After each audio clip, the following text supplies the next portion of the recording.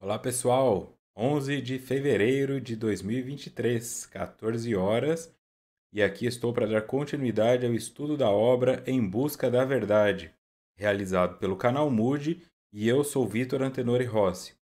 Estamos no encontro de número 2, capítulo 1.1, Estrutura Bipolar do Ser Humano. Então já vá se preparando aí, porque hoje é bastante conteúdo, tá?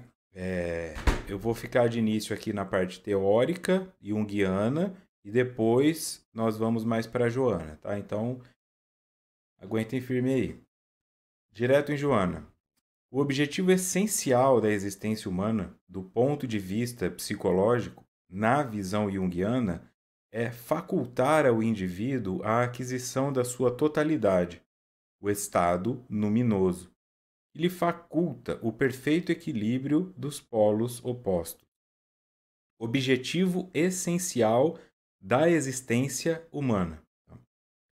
Qual é o sentido? Qual que é o objeto em direção ao qual nós estamos caminhando? O objetivo da essência do existir como ser humano.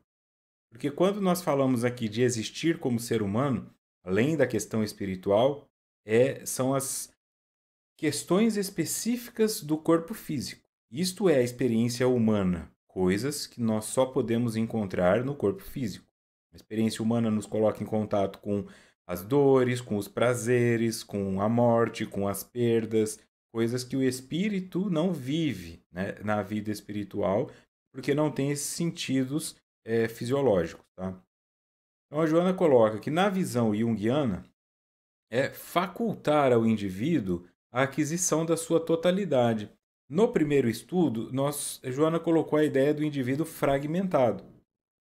Essa conexão em direção a uma totalidade, nessa individuação, quando eu me reconheço como um indivíduo no meio do todo, vem através também dessa busca pelo estado luminoso. Em estudos anteriores, né, não deste livro aqui, mas do Triunfo Pessoal, se eu não me engano, do Jesus e o Evangelho, o aspecto luminoso foi mais trabalhado. Futuramente, dentro desse estudo, também será. Neste momento, não vou entrar em aprofundamentos com relação ao estado luminoso. Tá? Para você que está ouvindo aí só no áudio, é luminoso com N de navio, tá? Não é luminoso. O luminoso, mas de forma resumida, seria uma experiência em nível espiritual, como cada um compreende, que não pode ser necessariamente explicada cientificamente, mas é forte o suficiente para que o indivíduo acredite nela.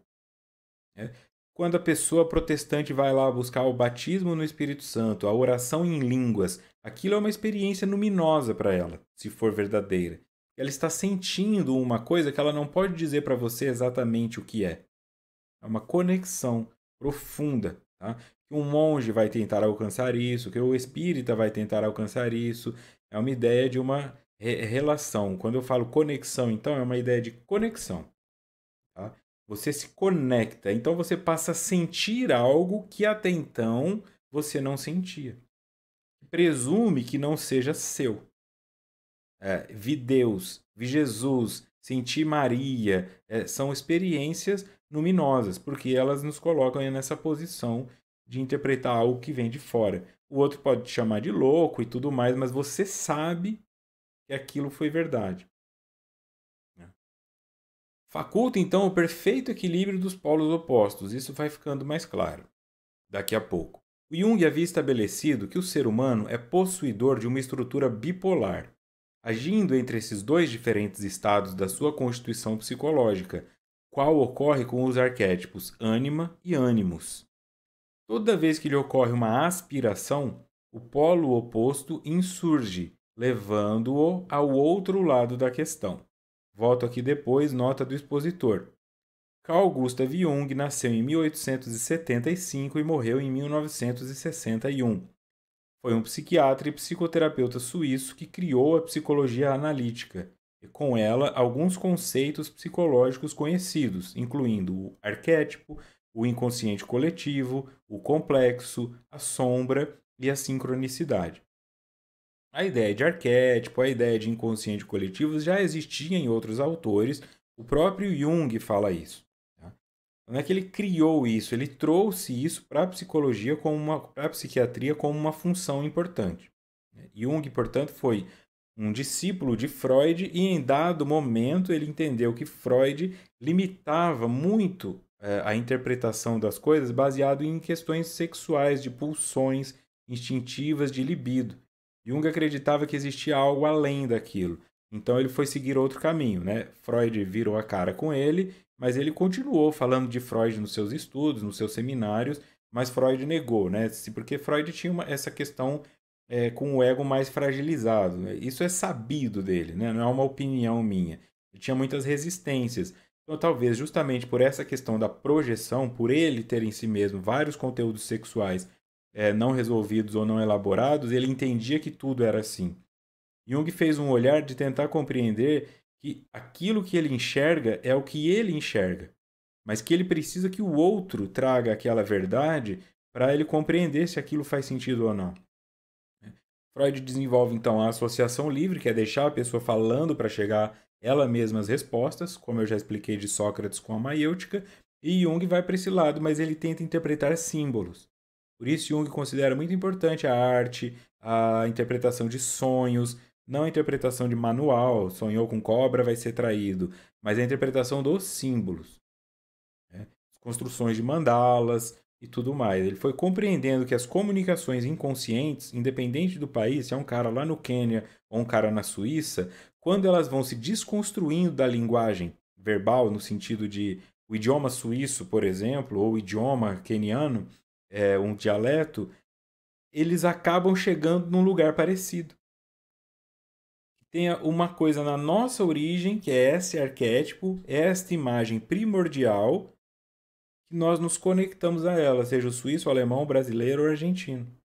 Se você vai deixando a pessoa desenhar, né, livremente, talvez ela comece desenhando as paisagens de onde ela mora, São Paulo com seus prédios, Rio de Janeiro com suas praias. Mas depois de um tempo, quando isso vai se desconstruindo dessas imagens e indo para um mundo simbólico, meio que tudo acaba em mandala. Figuras geométricas, principalmente. E a mandala é a junção dessas figuras. Então, se ele compreendeu que dentro de nós tem esse símbolo, essa linguagem universal de onde partimos. Tá? Isso seria o arquétipo. E ele traz isso, então, como uma informação e aí desenvolve a psicologia analítica. Então, a psicologia analítica tem como objetivo analisar mais profundamente o dado trazido ao invés de interpretá-lo baseado em padrões anteriores. Então, eu vou seguindo aqui, depois eu volto lá em Joana. Nota do expositor ainda. No livro Os Arquétipos e o Inconsciente Coletivo, no capítulo 3, o arquétipo com referência especial ao conceito ânima, Jung traz o seguinte: o conceito de ânima é experimental. Este tem por único objetivo nomear um grupo de fenômenos análogos e afins. O conceito não significa mais do que o de artrópodes, que inclui todos os animais de membros articulados, designando assim este grupo fenomenológico. Tá? Então, a questão: Joana fala lá de ânima e ânimos. Tá? Agora eu volto em Joana. Jung havia estabelecido que o ser humano é possuidor de uma estrutura bipolar. Não são dois polos. Isso aqui não tem a ver com a bipolaridade do transtorno de humor bipolar. É apenas uma imagem para entender que nós temos dois polos. Seria ânima feminino e ânimos masculino. Agindo entre esses dois diferentes estados da sua constituição psicológica, qual ocorre com os arquétipos ânima e ânimos. Então, nós agimos entre esses dois diferentes estados. Dois polos, certo? Então, aqui tem ânima, aqui tem ânimos. Eu fico aqui no meio. Ora eu vou mais para o feminino, ora eu vou mais para o masculino, e nisso eu vou sendo uma média de um ser integral. Quando eu polarizo, significa que eu fico só em um. Ou só ânima, ou só ânimos. E isso é negativo. Né? É onde vai ter o machão, é onde vai ter a pessoa extremamente frágil que chora muito, independente se é homem ou mulher. E tem quando a mulher ela é polarizada no ânimos, as pessoas falam, ela parece uma sargenta. Ela é autoritária. Né? Quando o cara é polarizado na ânima, é sensível, tudo machuca, chora por qualquer coisa, fantasia demais, não põe o pé na realidade. Né? Porque não existe um que é bom e um que é ruim, um que é superior e um que é inferior. Os dois são necessários para uma construção de integração em totalidade. O que se torna negativo é a polarização, como tudo na vida. Tomar água é bom, mas se você se entupir de água, você morre afogado. Então, é só a questão do excesso aqui. Tá? A ideia de feminino inferior ou masculino superior, isso veio de uma construção do ego humano, não tem nada a ver com o que o Jung traz aqui. Então, toda vez que ocorre uma aspiração, o polo oposto insurge, levando ao outro lado da questão. Tá? Na prática, você pensa, quero comprar uma casa. Isso é ânimos, porque é patrimônio. Tá? Então pensa assim, patrimônio vem de pai, pátria. Matrimônio vem de mãe, matre. Então, aquilo que é afetivo, matrimônio não é só o casamento, matrimônio são as conexões afetivas que você fez na sua vida. Qual que é o seu patrimônio? Que carro você dirige? Quanto dinheiro você tem na conta? Qual que é o seu matrimônio? Quantas pessoas gostam de você e quantos amigos você tem? Tá? É mais nesse sentido. Então, aquilo que é patrimonial, você pensa, quero comprar uma casa. Tenho dinheiro para isso? Tenho. Aí, o outro lado insurge. Ok, então eu vou levar isso aqui para o lado do feminino, da ânima. Você tem o dinheiro, o ânimos pode comprar a casa, mas é na cidade que você gosta? É no bairro que você quer? Vai ficar perto da sua família? Você terá facilidade de fazer amizades? E nessa ideia, se os dois lados forem igualmente ouvidos, nós tomamos uma decisão mais coerente e sábia.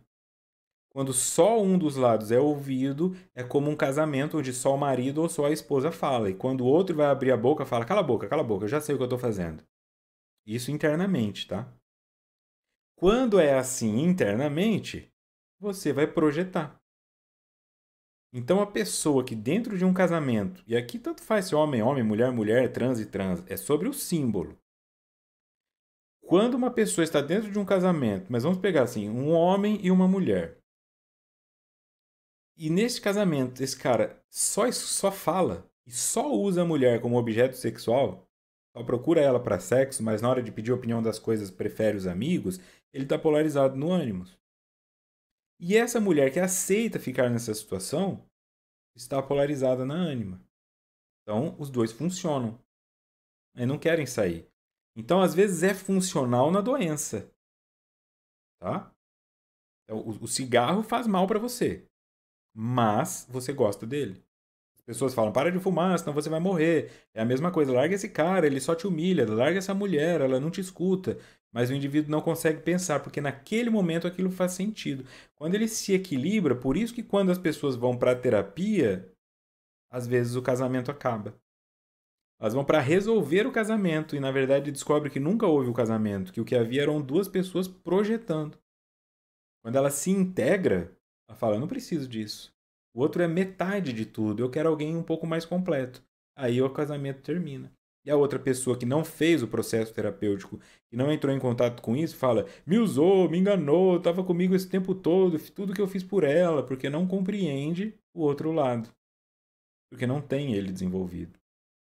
Então isso seria a aspiração e aí o outro polo insurge. Tá? Esse seria o equilíbrio, a parte saudável. Mas aí como tudo na vida, também tem o negativo. Certo? Então, agora que entendeu o que é ânima, o que é ânimo, dentro da visão de Jung, olha, ânima é nomear um grupo de fenômenos análogos. Tá? Então, a analogia é aquilo que explica uma coisa pela coisa em si, com uma coisa parecida. Então, coisas similares são coisas análogas. Por isso ele fala dos artrópodes. Tá? Então, se eu vou pegar todas as cores, todas as roupas vermelhas e colocar na mesma gaveta, isso é uma analogia. Alguns elementos dentro da síndrome de constituição do ser humano e alguns fenômenos que se repetem nesse sentido, como eu falei, ser muito sensível, isso e aquilo, vai tudo sendo configurado para falar ânima e o interlocutor, né, conseguir entender do que ele está falando. Porque se eu tivesse explicado isso feminino e masculino, algumas pessoas já levantam a resistência. Eu tô achando que eu sou gay. E não é sobre isso. Não é sobre isso. Porque você pode ter uma heteroafetividade, uma heterossexualidade, uma homo e ser polarizado em um dos pontos. Então tem gay machão E tem hétero sensível, no sentido de mais. É encontrar realmente esse aspecto, dissociar isso da sexualidade, porque isso é um argumento usado por algumas pessoas que são mais conservadoras ou religiosamente antiquadas, que elas entendem que isso é uma disfunção. Então, por isso vão considerar que a homossexualidade é uma doença. Usam isso como justificativa. É um indivíduo polarizado. Se ele fizer terapia e se reintegrar, ele para de ser gay. E não é sobre isso, tá? Então, quando você fala ânima e ânimos, fica mais compreensível e mais possível de entender, porque querendo ou não, você tem os dois arquétipos dentro de você. Se você não sente um, ou se a ideia de dar espaço para um te agride, isso mostra em qual você está polarizado. Continuando em Jung, no livro Os Arquétipos e o Inconsciente Coletivo. Ânima significa alma e designa algo de extremamente maravilhoso e notável. Se o confronto com a sombra é obra do aprendiz, o confronto com a ânima é a obra-prima. A relação com a ânima é outro teste de coragem, uma prova de fogo para as forças espirituais e morais do homem. Tudo que for sendo visto aqui como ânima, tenta levar por esse caminho. Se você nasce num corpo feminino, se a sua genética é feminina, e aí não importa se você vai fazer cirurgia, tomar hormônio, é sobre a genética, tá? Você já tem a ânima como uma expressão da tua natureza. O que você precisa buscar desenvolver é o ânimos. Então, a mulher desenvolve ânimos. O homem desenvolve ânima, porque já é. Essa é uma expressão que muitas pessoas vêm para a terapia e elas pensam assim: a mulher vem para a terapia ou vai para esses encontros e fala assim: eu preciso desenvolver o meu feminino. Você não precisa desenvolver o seu feminino, ele não existe. O que existe é reeducar o seu masculino.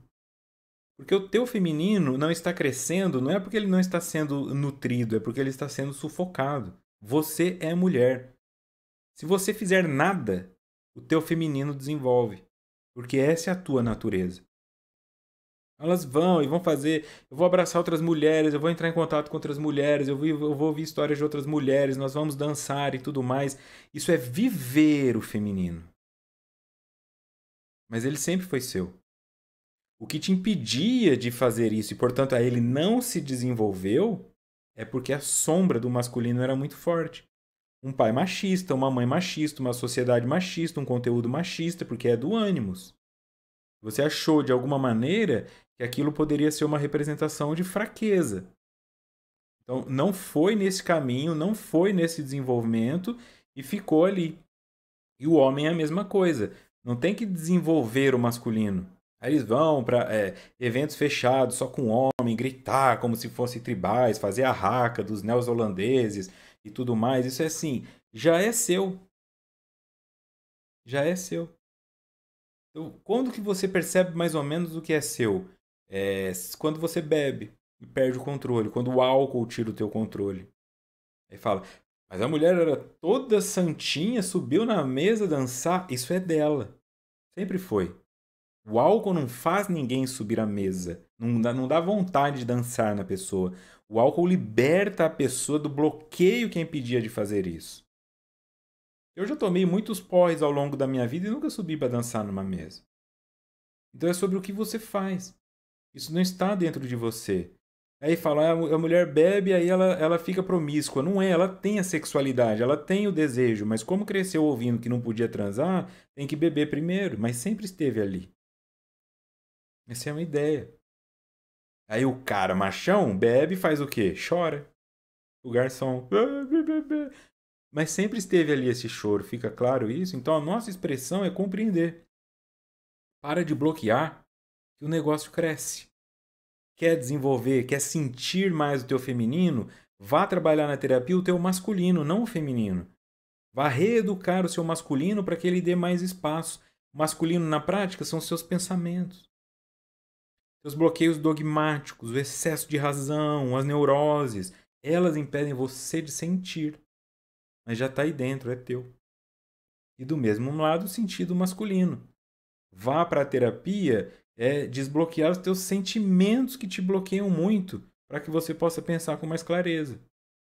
Eu sou seguro, eu sou pequeno, eu sou muito grande, o meu carro é feio, eu tenho vergonha porque não sei o que, isso é tudo sentimento de inferioridade. Isso é a ânima. Reeduca ela. Talvez você tenha tido uma mãe que não foi amorosa. Então, quando você reeduca os teus sentimentos, você pensa com mais clareza. E aí toma decisões mais sábias. Então, se o confronto com a sombra é obra do aprendiz, entrar em contato com o desconhecido, o confronto com a ânima, ou também o ânimos, é a obra-prima. A relação com a ânima é outro teste de coragem, uma prova de fogo para as forças espirituais e morais do homem. Então aqui continua a nota do expositor, só que os arquétipos do inconsciente coletivo. Jamais devemos esquecer que, em se tratando da ânima, estamos lidando com realidades psíquicas, as quais até então nunca foram apropriadas pelo homem, uma vez que se mantinham fora do seu âmbito psíquico, sob a forma de projeções. Para o filho, a ânima oculta-se no poder dominador da mãe, e a ligação sentimental com ela dura, às vezes, a vida inteira, prejudicando gravemente o destino do homem, ou, inversamente, animando a sua coragem para os atos mais arrojados. A primeira imagem que nós construímos de ânima e ânimos é pai e mãe. E aí, de novo, mas eu tenho duas mães, mas tem uma com a energia mais masculina. Senão, não ficam juntos. Não ficam juntos. Eu lembro que isso me marcou muito. Foi um momento em que abriu minha cabeça quando um amigo meu de faculdade, que ele fingia, né? Ele tentava, ele não mostrava a homoafetividade dele, mas todo mundo sabia, assim. Nos momentos em que ele perdia esse controle, esse bloqueio, aí aparecia. Ele era extremamente sincero, sisudo, mas nos momentos em que ele bebia ou que ele ficava irritado, ele ficava extremamente feminino. Ele não conseguia segurar, que essa era a natureza, essa era a polarização dele. Quando ele vai nesse caminho, eu lembro de uma vez ele ter falado, né? Eu perguntei para ele que tipo de homem você acha bonito. Ele falou assim, aquele ali, por exemplo, é bonito. Eu falei, e por que você não foi nele ou coisa do tipo? Ele falou, porque aquele cara é gay. E de gay já basta eu. Eu quero um homem. Eu falei, entendi. Essa questão. Ele está mais na ânima e ele quer um outro homem que esteja no ânimos. Ele não quer uma mulher no ânimos, ele não quer um homem na ânima. Então essa é a ideia que às vezes muitos não entendem. Porque quando olha um casal de lésbicas, tem uma que está ali seguindo um padrão, é magrinha, com a roupa que não sei o que, o cabelo, e a outra gordona, com uma roupa qualquer por cima, camiseta tal, porque é esse o aspecto. Então não é sobre se é macho ou se é fêmea, fica claro isso? É a energia que precisa equalizar. Então, o que você vai observar na figura paterna, na figura materna, em duas figuras maternas, são os modelos que foram construídos, tá? Isso também não tem nada a ver se está com cabelo curto ou nada. Eu estou dando exemplos mais didáticos para que fique claro a compreensão. Você cresce observando seu pai, essa figura, que projeta isso, e isso internaliza. É como você preenche o arquétipo, porque o arquétipo ele é uma forma vazia. Tá? Então, o arquétipo é uma cumbuca. Se você vai pôr pedra, cimento, bolo ou qualquer coisa dentro dele, isso é da tua experiência pessoal. Então nós temos o arquétipo ânima e ânimos. O ânima será preenchido pela interpretação que eu faço do feminino com que eu me conecto e o ânimos do masculino. Então se você teve um pai violento, você será violento para si. Seu pai ficava te chamando de burro, quando você fizer um negócio errado, você vai se chamar de burro, e quando alguém fizer errado, você vai chamar o outro de burro, porque você projeta. Se teve um pai amoroso, você será amoroso. Então a pessoa fala, meu pai era um fraco, meu pai era um covarde, meu pai não sei o quê. Então ela também é. O processo de individuação passa justamente por compreender como estes arquétipos foram preenchidos, como esses símbolos foram ressignificados, e a partir daí tomar decisões que são tuas, para que você não fique repetindo o que foi seu pai, repetindo o que foi sua mãe. Você começa então a buscar outras referências. Você busca um masculino no artista da banda que você gosta, no autor do livro que você lê. Você busca um feminino no podcast que você escuta da entrevistadora. E assim você vai ressignificando. Minha mãe era violenta, mas eu não preciso ser. Minha mãe era submissa, mas eu não preciso ser. E nesse momento vai dar um choque. Principalmente se a mãe ou o pai ainda estão vivos. Porque se eles não trabalharam isso dentro deles, a tua mudança vai feri-los. Porque eles vão inconscientemente perceber, né, eles vão inconscientemente sentir que você está indo por um caminho diferente. Olha que vergonha, meu filho fresco aí, vegano, essas coisas todas. Porque não reconhece mais. Por isso é difícil tomar uma decisão que o pai ou a mãe discordam. Porque eles também são seres humanos com seus arquétipos preenchidos, projetando. Eu sei que você olha e fala, é meu pai, é minha mãe, mas são só seres humanos projetando. Eles não compreendem, não têm autoconhecimento. Quando você tenta fazer algo diferente, o mundo deles colapsa. Porque ele não consegue ver significação naquilo. Então ele é um pai polarizado no ânimos, o filho desenvolve na ânima, pai, eu vou ser ator, eu vou dançar balé, ele sente vergonha, ele se sente agredido, e aí ele responde agredindo. Ele não compreende aquilo. Ele nunca foi assistir um balé. Porque ele não entende o que é sexualidade e ele não entende que isso não necessariamente tem a ver com um hábito. E você pode ser gay numa banda de rock, como era o Fred Mercury, ou o vocalista do Judas Priest, que é metal. E você pode ser hétero como o principal bailarino do balé. Só que até o ser humano polarizado compreender isso, e eu tô falando isso só para compreender assim, não tem a ver com a sexualidade. Depois é que nós vamos para a conversa de aceitar a sexualidade do outro. Então, esses são outros 500. Já é difícil entender a imagem do símbolo. Então, é complicado. É complicado, afasta famílias, destrói famílias, faz pai não falar com o filho, faz filho entrar em drogadição porque não sente que não tem aprovação do pai. Então, as consequências disso são muito nefastas. Não é uma matemática tão simples. Tá? Então, segundo Jung, estamos lidando com realidades psíquicas. É real, mas está na mente. Elas nunca foram apropriadas por nós. Mantinham fora do âmbito psíquico sob a forma de projeção. Eu via no outro, eu não achava que era meu. Então eu não tomava posse delas. Para o filho, a ânima oculta-se no poder dominador da mãe. Então, quando falam o filho vai buscar uma mulher parecida com a mãe, não é o mesmo corte de cabelo, não é a mesma armação do óculos. É a mesma energia. Se ele cresceu com uma mãe dominadora, a ânima dele está preenchida com uma figura dominadora. Quando ele enxergar uma mulher dominadora, ele entende: opa, isso aqui é uma mulher boa. Mesmo que tenha sido ruim. Por isso a filha do alcoolista acaba namorando um alcoolista. Por isso, às vezes, a garota que sofreu um abuso na infância acaba se envolvendo com um abusador depois. Porque associou, internalizou aquilo como o correto, como o modelo. Quando enxerga de fora, projeta: este homem é perfeito. Esta mulher é perfeita. Eu estou buscando a ânima que eu tenho dentro de mim fora. Aí se ilude, né? Aí se apaixona por artista, por cantora, por pessoas, e quando vê que a pessoa não era aquilo tudo, culpa ela por isso.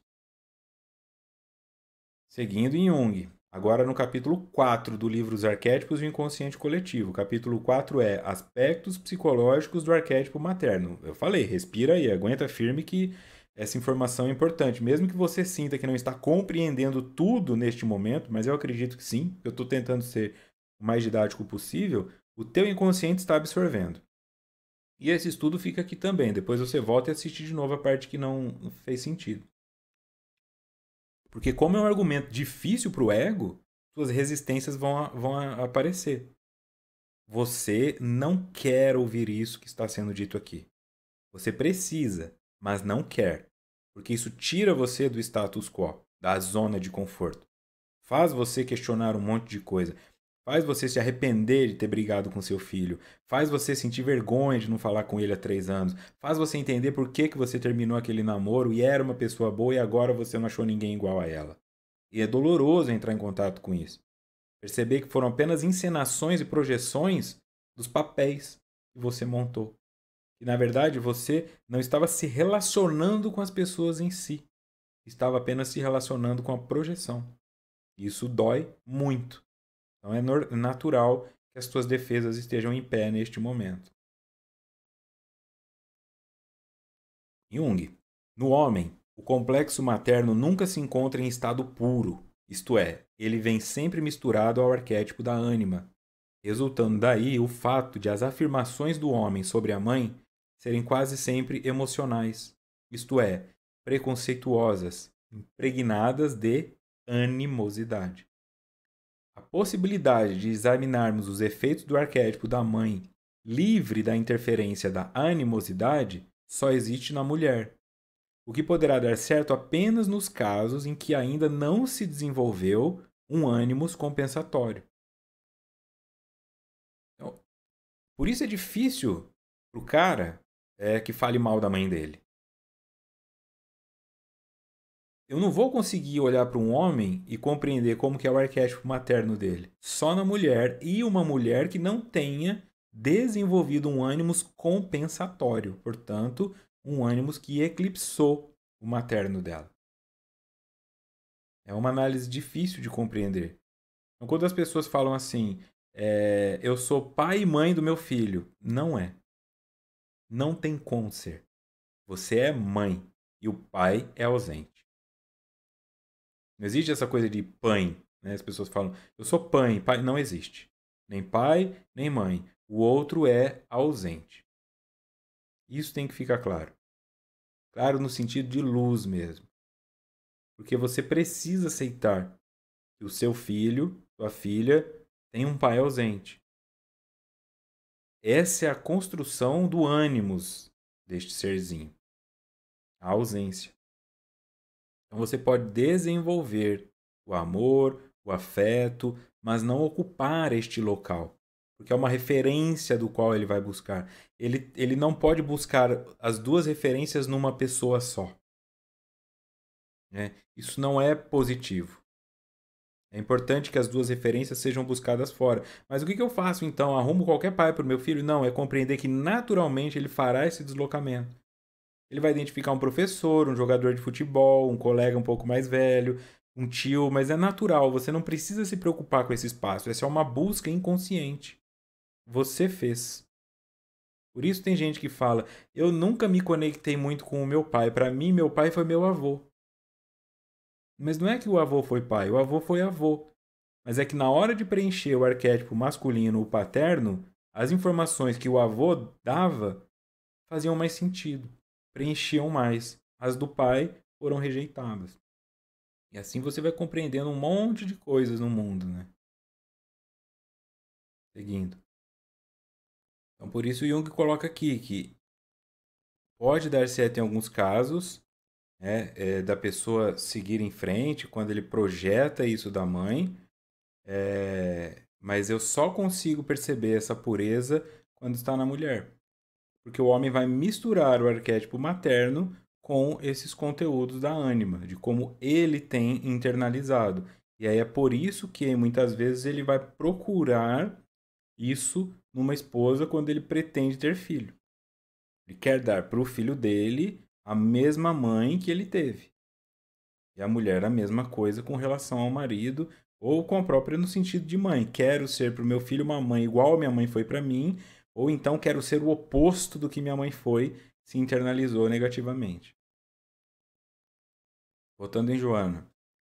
Quando o indivíduo se exalta em qualquer forma de personalismo, está mascarando a outra natureza que também lhe é inerente. Se atribui virtudes e valores relevantes, eles são defluentes de fantasias internas do que gostaria de ser sem que o haja conseguido. Um eu opõe-se ao outro em eterna luta interior. Um eu opõe-se ao outro eu em interna luta interior.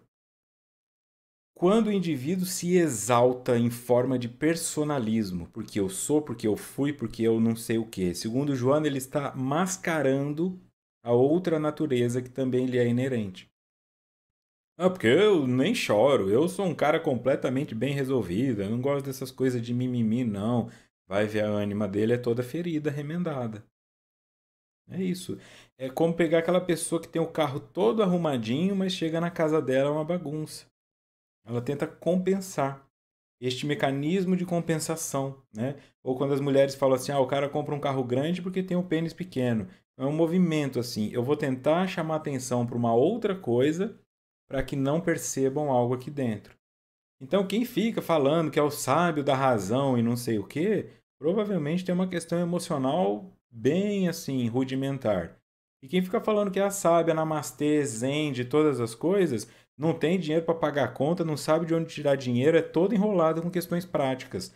Porque é a pessoa que projeta, tá? Nós estamos falando do personalismo, não a que é. É a que fala que é. Isso. E coloca doutor, doutora no Instagram, sem ter feito doutorado, vai ver, provavelmente lê pouco. Porque está tentando gerar uma compensação. Eu não tenho, eu gostaria de ter, mas eu não tenho. Então eu vou mostrar o oposto disso. É isso que Joana está dizendo. Então, mais uma nota do expositor. Agora no capítulo 5, né, dos arquétipos e o inconsciente coletivo. O capítulo chama Sobre o Renascimento. O Jung diz o seguinte: um ser humano possuído por sua sombra está postado em sua própria luz, caindo em suas próprias armadilhas. Sempre que possível, ele prefere exercer uma impressão desfavorável sobre os outros. A possessão provocada pela ânima ou ânimos apresenta, entretanto, uma outra imagem. Em primeiro lugar, ao dar-se a transformação da personalidade, evidencia-se os traços do sexo oposto. No homem, o feminino, e na mulher, o masculino. Possessão é esta palavra para polarização. Tá? Quando eu estou possuído, então ao invés de transitar entre uma e outra, eu fico possuído por uma só. E isso vai trazer informações do oposto do meu gênero, do meu sexo. Se eu sou homem, eu vou. Porque se eu for homem, por mais que eu mostre o masculino, eu sou só um homem mostrando o masculino. Mas é o meu feminino que vai aparecer. Né? De uma forma adoecida quando eu estou possuído. E o que significa isso na prática? Voltada para fora, a ânima é volúvel, desmedida, caprichosa, descontrolada, emocional, às vezes demoniacamente intuitiva, indelicada, perversa, mentirosa, bruxa e mística. Isso é a ânima adoecida. Isso é a ânima voltada para fora, exteriorizada. Então, quando o elemento está tentando mostrar alguma coisa que é o oposto disso, é porque lá dentro tem isso aqui. Tô todo zen, todo não sei o que, vai ver, na verdade é isso aqui, ó. Confuso, não tem um controle. E quando é o ânimos? O ânimos, pelo contrário, é rígido, cheio de princípios, legalista, dogmático, reformador do mundo, teórico, emaranhando-se em argumentos, polêmico, despótico. Ambos têm mau gosto. A ânima é cercada de indivíduos medíocres e o ânimo se presta a pensamentos medíocres. Lembrando que medíocre é mediano. Nada demais. Então a pessoa se vê cercada de pessoas que não têm nada demais. Não são vilões, não são mocinhas, são apenas normais. O Homer Simpson que vai lá, trabalha, senta, assiste TV e dorme tomando cerveja. Você se vê cercado disso. E o ânimos de pensamentos medíocres. Porque essa é a projeção, tá? Então esse seria uma mulher que está nesse aspecto, rígida, cheia de princípios, legalista, dogmática, é uma mulher possuída, polarizada no ânimos. E um homem que é descontrolado emocionalmente, intuitivo demais, indelicado, perverso, mentiroso, isso é uma representação do feminino desequilibrado. Se a mulher tem isso, isso é dela. Tá? E aí é onde se projeta. Tem aquela música que chama, acho que é Bruxa Louca ou Má, alguma coisa assim, né? Então, quando o homem tem isso dentro dele, ele projeta. Se a mulher tenta mostrar alguma coisa, ele fala, ih, tá louca, desequilibrada, TPM, hormônio, lá vem com essas coisas de mulherzinha, não sei o quê. Porque esse é a ânima que ele enxerga. Isso é o que ele esconde. Ele é tudo isso. Talvez a mulher também seja, mas ele é tudo isso. Porque senão ele não casaria com alguém assim. Fez sentido pra ele. Ele nega. Mas ele que se casou, ele namora. Quando não tem dentro dele, ele separa. Não, olha. Ou ajuda no tratamento. Ó, você precisa de tratamento, mas eu não vou ficar com você. Quando fica, é porque isso também é do outro. Tá? É uma reflexão, percebe? Isso não tem nada a ver com mulher, não tem a ver com hormônio. O hormônio é igual ao álcool, ele traz à tona o que estava ali dentro. Então, assim, isso é sobre ser, espírito, dentro de um corpo humano. Não tem a ver com homem e mulher. Se você se identifica com algum desses aspectos de polarização, o remédio é ir um pouco para o outro lado. O remédio é reeducar este lado em que você está. Se é rígido, um pouco mais flexível. Se é dogmático, um pouco mais aberto a ideias novas. Se é muito descontrolada, tentar buscar um pouco de controle financeiro e por aí vai. Volta em Joana. O nobre Jung utiliza-se de imagem carregada de lógica moderna quando esclarece. O ser humano vive como alguém cuja mão não sabe o que a outra faz. O que induz a recordação do pensamento de Jesus quando se refere à excelsa ação da caridade. Dai com a mão direita, sem que a esquerda o saiba. Porque essa visão que esse processo todo que eu estou trazendo é inconsciente. Então não é para se sentir constrangida, não é para se sentir acusado, não é para se sentir exposto. Talvez exposto, mas não é culpa sua. Hoje você está aprendendo isso para tomar as rédeas da tua vida. Tá, ok.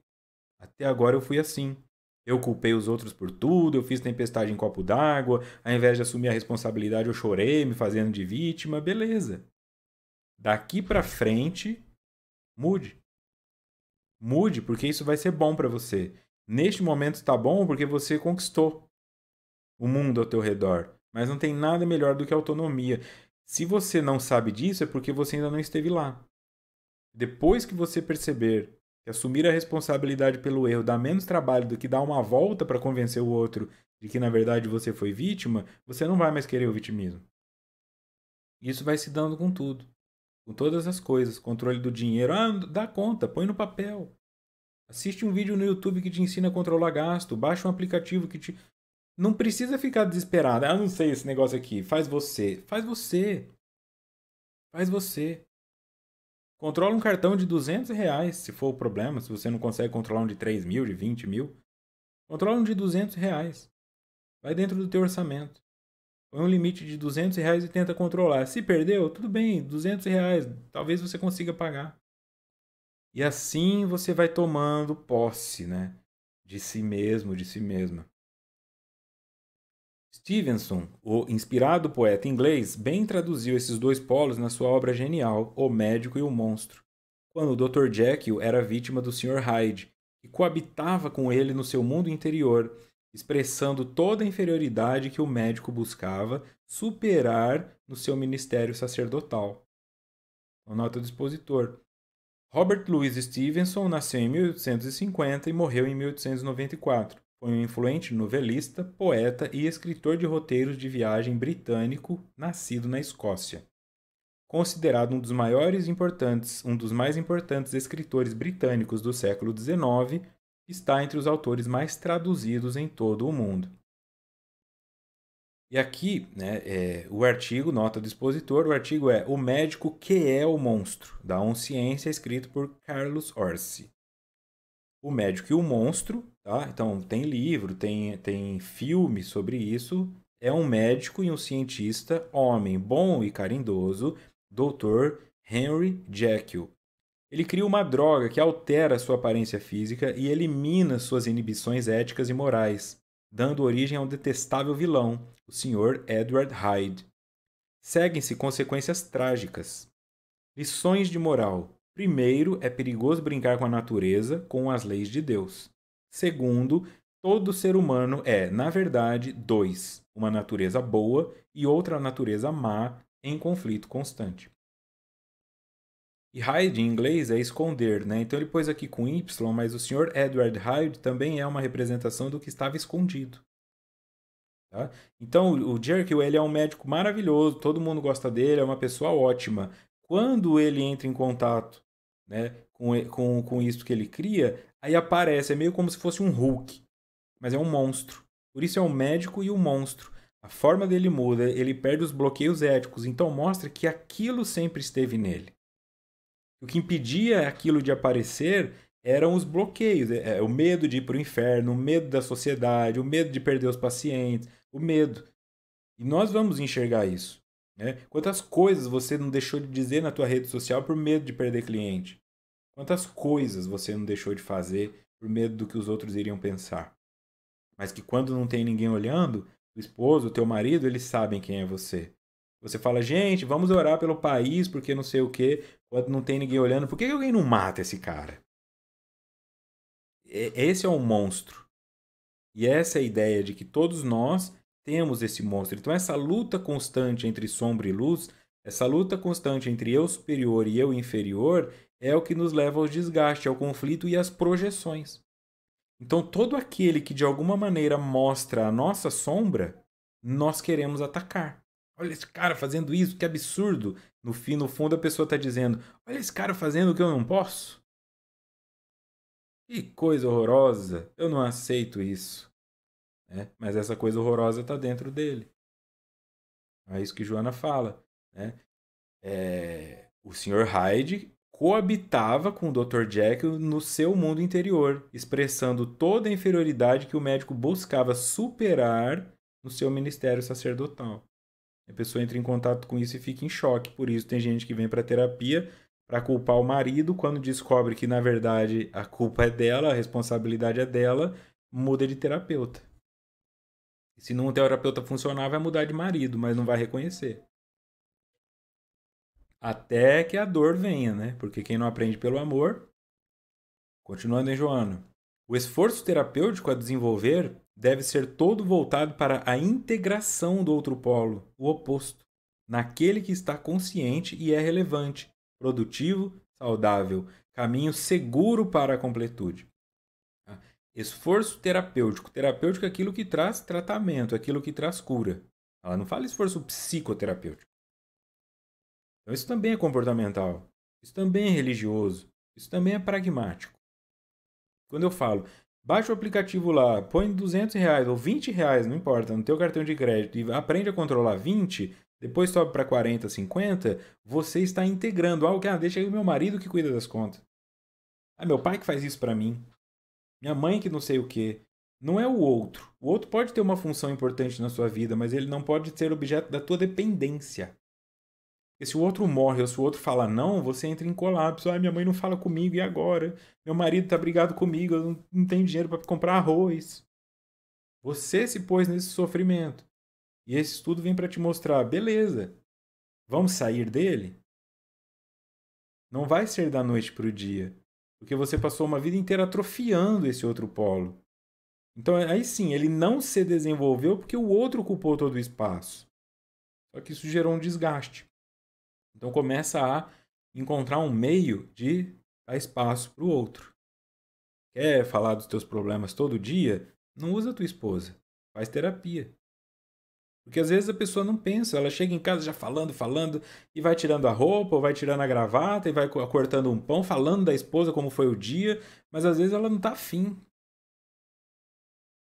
Às vezes o dia dela foi cansativo, às vezes ela tá esperando a hora que ele chegar aqui, eu vou pra cima dele, nós vamos fazer aquela cavalgada. Aí o cara chega com problema.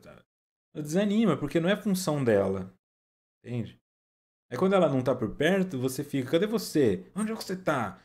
Porque você não tá conseguindo dizer pra ela, olha, eu não sei lidar com as minhas emoções sem você aqui. Ela vira sua terapeuta. E quando ela vai reclamar dos problemas dela, provavelmente você fala, isso é bobeira, deixa pra lá.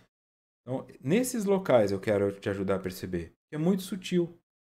E cria-se relações que parecem funcionais porque elas funcionam, mas elas são disfuncionais em sentido terapêutico. Porque os dois, na verdade, não crescem mais. E quando um desaparece por qualquer motivo, o outro não sabe por onde começar. Então, esse é o esforço terapêutico. Integração do outro polo, o oposto. Integrá-lo naquele que já está consciente, é relevante e produtivo. Saudável é um caminho seguro para a completude. Enquanto, porém, permanece essa dissociação, essa fragmentação, esse desconhecimento da consciência invariavelmente se tomba na cisão da personalidade, da qual irrompem os transtornos neuróticos que atormentam, aumentando a distância entre os atos conscientes e os inconscientes. Então, se eu escolho permanecer na dissociação, eu não sou completo. Eu só funciono quando a outra metade chega, que é o marido, a esposa, a mãe. Eu preciso ser completo, porque eu sou um indivíduo. Pode se achar alma gêmea, chama gêmea, não é sobre isso. É sobre a autonomia espiritual. Não é alcançada da noite para o dia, mas se você faz nada, você alcança nada. Então faz algo para alcançar algo. Faz um pouco para alcançar daqui a muito tempo. Faz muito para alcançar daqui a pouco. A intensidade você escolhe, mas saia da inércia. Porque se você não sai, fica fragmentado porque não é completo, desconhecimento da consciência, não sabe nem quem é você ou dos teus potenciais, isso vai gerar uma cisão na personalidade e aí os transtornos neuróticos aparecerão, aumentando a distância entre os atos conscientes e os inconscientes. Quer dizer, a minha consciência fica muito autônoma. Eu tenho que estar perto da minha inconsciência, porque é assim que eu vou trazendo luz a ela e a inconsciência vai virando consciência. Se eu estou muito distante da inconsciência, quando eu percebo, eu nem vejo o que eu fiz. Aí é a pessoa que vai beber e dançar em cima do negócio. O problema não é esse. O problema é, se você for capaz de dançar sóbria, não tem problema dançar bêbada. Não há exposição nenhuma, todo mundo já sabe. Ó, lá vem a Marina que dança em cima da mesa. Beleza. Vai chegar uma hora que o pessoal já acha divertido. Mas quando todo mundo entende que você é aquilo, aí você bebe, aquilo aparece, esse é o ato inconsciente que não faz sentido, gera um choque. Vamos filmar. A aluna do 3º ano da faculdade de não sei o que, bêbada fazendo striptease no bar. Aí acaba com você. Aquilo é teu. Mas foi publicado. Foi o Mr. Hyde aparecendo. O monstro. E aí é onde algumas pessoas, inclusive, cometem suicídio por não conseguirem lidar com a vergonha de terem sido flagradas.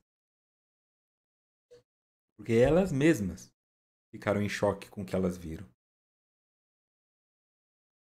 Jung sugere os símbolos como representações dos conflitos que se estabelecem nas oposições dos mesmos, encarregados de os unir e formar apenas uma realidade, como se observa na cruz, cujos braços têm o seu ponto de segurança no centro, em que se encontra a haste vertical com a horizontal, representando a segurança, a unidade daqueles contrários. Então, a ideia da cruz. Ó. Os símbolos são representações dos conflitos que se estabelecem nas oposições dos mesmos. Entendem por que a mandala seria a forma perfeita? Ela é simétrica. Pronto. Quando a mandala não está perfeita, imagine uma mandala. Se você não sabe o que é mandala, digita aí no Google e você vai entender. Né? Quando você... Praças de cidade antiga, elas são todas mandalas. Né? Uma forma com várias formas dentro, que é simétrico. Então você vê uma praça de cima, vamos supor uma praça que é redonda, aí ela tem um canteiro aqui, né, embaixo, outro do lado, simetricamente. Isso é uma mandala. Quando você olha de cima, fica bonito. Então, sempre que você olha alguma coisa e quer que aquilo esteja harmônico, essa é a busca por mandala. Então, se eu estou aqui falando com você e com meu óculos torto, você vai ficar, pelo amor de Deus, Vitor, arruma esse óculos, porque isso é a mandala. Então, em tudo nós enxergamos isso. Quando nós estamos harmonizados, o outro nos vê como uma mandala harmônica. Ó, masculino e feminino equilibrados. Inferior e superior equilibrados. Não fala demais, mas também não fica em silêncio. Não grita, mas também não sussurra. Não deixa que passem por cima dele, mas também não atropela. Ser. Né? Então, a ideia é da cruz. No meio da cruz, onde os dois braços, você imagina Jesus na cruz, onde a cabeça dele está caída, depois que ele desencarna. Aquele espaço é a integração. Nós estamos no meio disso aí. Né? E de vida ideal. Então imagina se só um dos lados estivesse ali. Entende? A cruz cai. A pessoa cai. Então, tem que haver um equilíbrio, uma harmonização, uma divisão do peso baseado no centro de gravidade. Ou seja, equilíbrio. Essa é a busca, essa é a proposta aqui. Pessoas inexperientes, quando se dão conta dos opostos no seu mundo interior, afligem-se desnecessariamente, formulando conceitos indevidos e punitivos, como se as manifestações do inconsciente significassem inferioridade, promiscuidade, dando origem a culpas injustificáveis pelo fato de existirem. Por isso que eu disse que os últimos slides seriam apenas a explicação disso tudo que já foi dito, por isso eu não estou me aprofundando neles. Quando eu sou inexperiente, ou seja, como eu não tenho autoconhecimento, quando eu me dou conta do oposto, eu entro em choque. É isso que eu falei da pessoa que se mata porque foi filmada dançando.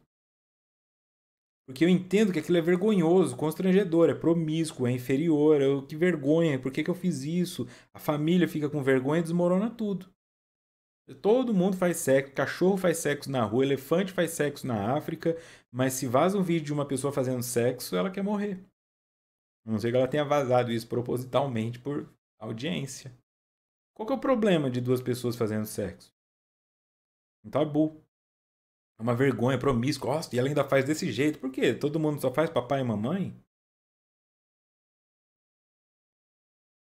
Então, quem está comprando esse monte de coisa que compra em sex shop?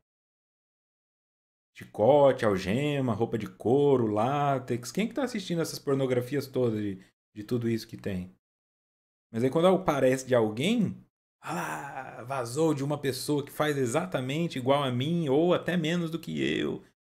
Vamos apedrejá-la. E aí a pessoa não precisa que os outros a apedrejem. Quando ela não é consciente disso, ela mesma se apedreja. Uma ilusão, assim, como se fosse um monte de criança culpando o outro por fazer o que todo mundo faz. Esses conflitos não devem ser combatidos como inimigos num campo de batalha, mas atendidos, orientados, esclarecidos, libertando-se deles pela sua conscientização, de forma que a autoconsciência experimente bem-estar pela conquista realizada interiormente. Autoexplicativo. Eu não tenho que lutar contra isso. Esse é o passo que eu falei. Tira o bloqueio que a natureza faz o resto. É lei de progresso. É centelha divina. Só para de atrapalhar. Desbloqueia o furinho da flauta para o som sair. Então você atende, orienta, não é para ficar com vergonha do que apareceu. É o que é. Eu sou preconceituosa, descobri que eu sou racista. Abraça o racismo e trabalha ele. Não adianta esconder mais fundo. Senão ele nunca deixa de existir. Então, se esse estudo mostrou alguma coisa para você, que você é misógino, que você é misândrico, que você é qualquer coisa, ok. Leva isso para algum lugar, para o confessionário do padre, leva para terapia, leva para o seu guru, mas leva para algum lugar, não fica com você. Trabalha isso. E com aceitação, porque se você está em choque por tudo isso, é porque você achou que você era perfeito, perfeita? Não é. Nenhum de nós somos. Que bom que agora você identificou um defeito. Então não faz drama em cima disso. Vá trabalhá-lo, tranquilamente, como todo mundo está indo trabalhar os seus. Liberte-se deles, tornando consciência dele aqui, ó. Assim a autoconsciência experimentará um bem-estar pela conquista realizada interiormente. A atitude a tomar com tranquilidade consiste em permanecer não reativo, insistindo no propósito, ora em vivência, até a unificação dos oponentes. A fragmentação leva ao desfalecimento, à perda do entusiasmo. Um eu em luta contra o outro eu deteriora o sentimento ou aturde a razão. Então, vá tranquilamente, permaneça não reativo. Então, quando o feedback vier negativo, não tente se defender. Olha para ele. Olha para a tua feiura. Olha para o teu vício. Olha para a tua virtude. E vá unificando esses oponentes. A fragmentação leva ao desfalecimento, perda do entusiasmo. Um eu em luta contra o outro. Isso deteriora o sentimento ou aturde a razão.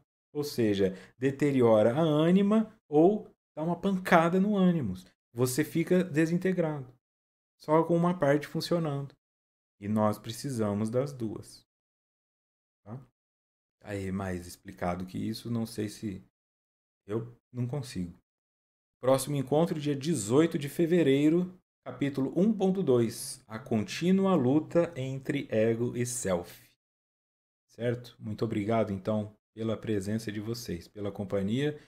E lembrando que em breve, aí na próxima semana ou mais uma, o estudo de O Livro dos Médiuns começará aqui também. Farei o estudo do Livro dos Médiuns, atendendo a tantos e tantos pedidos deixados nos últimos anos. Ok, senhoras e senhores, muito obrigado pela companhia. Nos vemos semana que vem. Um grande abraço e muita paz.